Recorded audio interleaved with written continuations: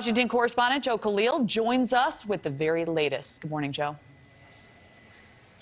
Hey, good morning, Kelly. So he did say that he was going to issue a response, and that is what we got from former President Trump, issuing that 14-page memo. But, you know, what may be even more newsworthy than what's actually in the memo is what's not in the memo. He didn't actually answer the question, is he going to come forward and testify before the January 6th committee? Remember, they voted at the end of their hearing to issue a subpoena to compel him to come forward, testify, and provide material. We simply don't know if he's going to do that or not. The memo itself really focused on his grievances with the committee. He called the committee political hacks. We're going to give you just a quick excerpt of what he actually wrote in here, and you kind of get the general sense of it. It says here, this memo is being written to express our anger, disappointment, and complaint that with all of the hundreds of millions of dollars spent on what many consider to be a charade and witch hunt, and despite strong and powerful requests, you have not spent even a short moment on examining the massive election fraud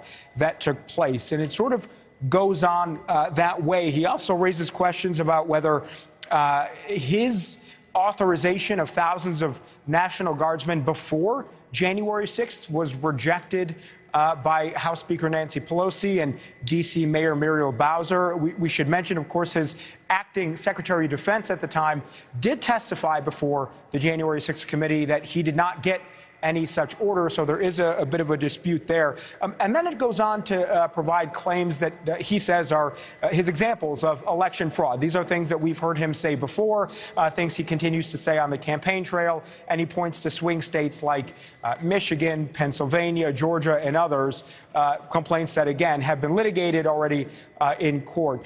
So that is sort of the bulk of it. But again, Kelly, the main point here, while issuing this response, and it's addressed to Benny Thompson, the chairman of the committee, he did not answer that singular question that we wanted to know, is whether he's going to come forward. So that at this point remains up in the air. We'll wait to see if we hear again at all today from the former president. He has been commenting on Truth Social throughout the morning and sharing stories and things like that. But so far, that crucial question, we just don't know.